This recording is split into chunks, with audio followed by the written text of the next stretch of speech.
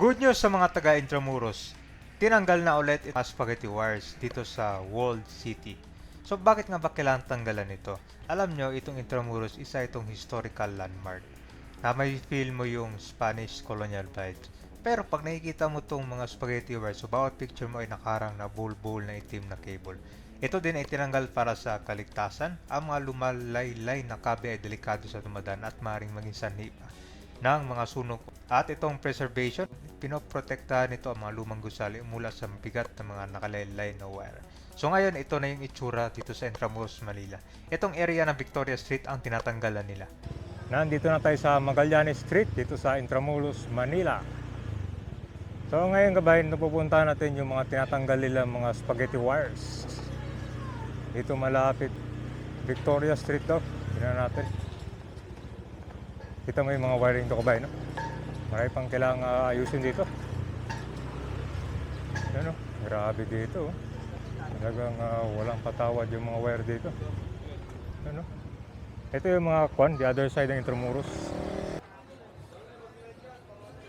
Hello. Wait lang. Area tayo ng Victoria Street sa Muralla. Kaya isa-isa yung tinatanggal nila eh. Yung mga important roads dito sa Intramuros, yung tinatanggal nila.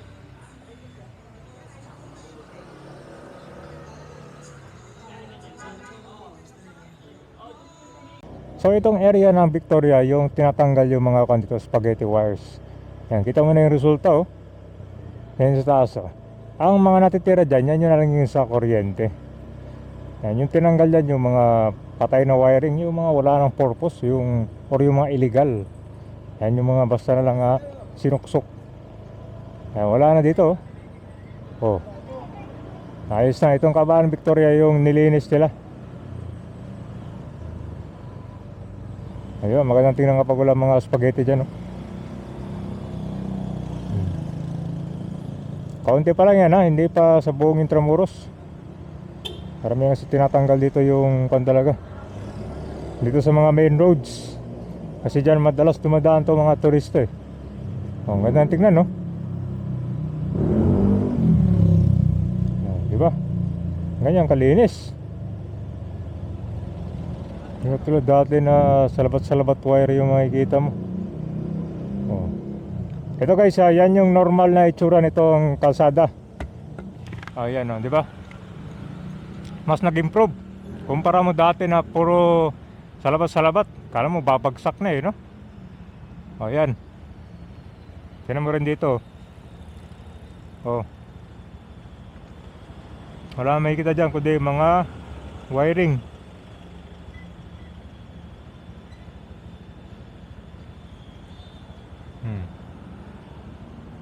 Yan yung normal, guys. Yung mga tinanggal nila. Gandang tignan, no? Sunod yan, ito na naman. Ito yung mga kanyang guys. So, ito mo yung wiring niya, no? Yan yung mga tinatanggal nila. Yung parang naging dangling na lang, no? Walang purpose talaga. Tignan mo yung kalsada ito, organized talaga. Ito yung bike lane. So, nandito na tayo sa Santa Lucia Street. Sabi nyo guys, dito malinis na rin yung wiring, no? Dapat talaga wala mga wiring yan kasi historical to. Dami kayong mga pasalan dito.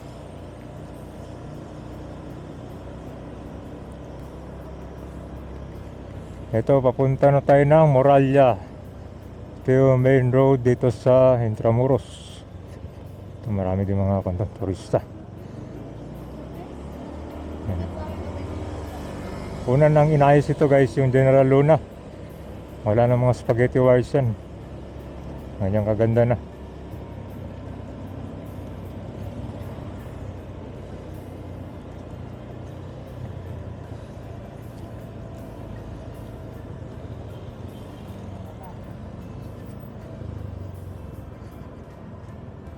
So mapapansin mo dito guys, meron pang mga natitirang wiring dyan.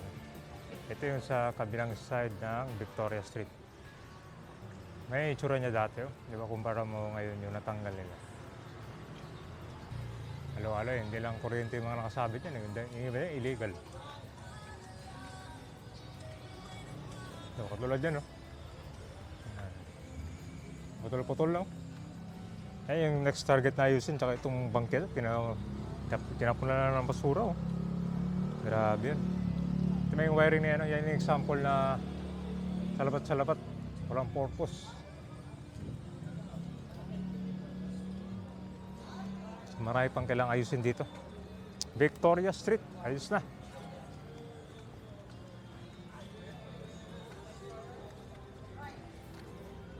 Eh, basta ito, Victoria Corner Gabi. Marami din yan, no? Sa katagalan kasi yung mga wiring guys na kusa na lang siyang nahulog. Oh. Eh, kaya delikado. Hindi man underground cable yung gagawin guys, pero ito at least may improvement. Sa taas yan pala yung kuryente sa taas. Oh. Ito na po yung latest batch sila ng pagtatanggal ng mga spaghetti wires or anti-flight.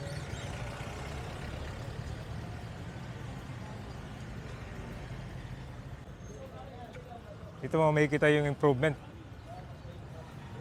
O, di ba? Ayan, dapat. Walang mga salabat-salabat. Wiring.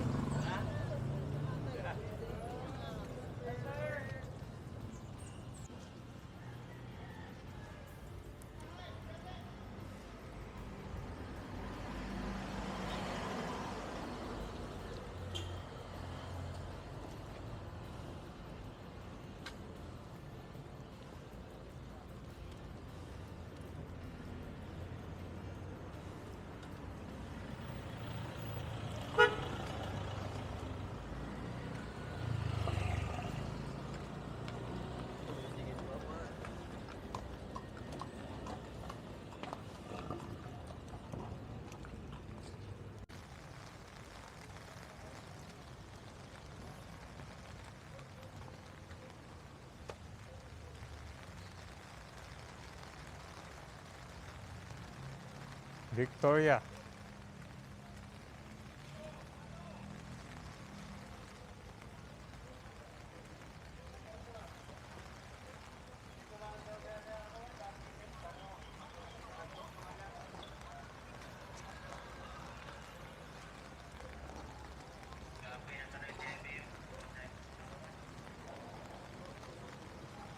O, ito na yung sa Victoria Corner General Luna. Ito yung mga latest batch na tinanggal yung mga spaghetti wires. Ang nakikita mo dyan, yan na lang yung daanan ng kuryente. Yan na may yung normal eh, di ba? Unlike nung nakaraan, talagang makit yung mga patay na wire, nandyan eh. Yan, Casio Victoria.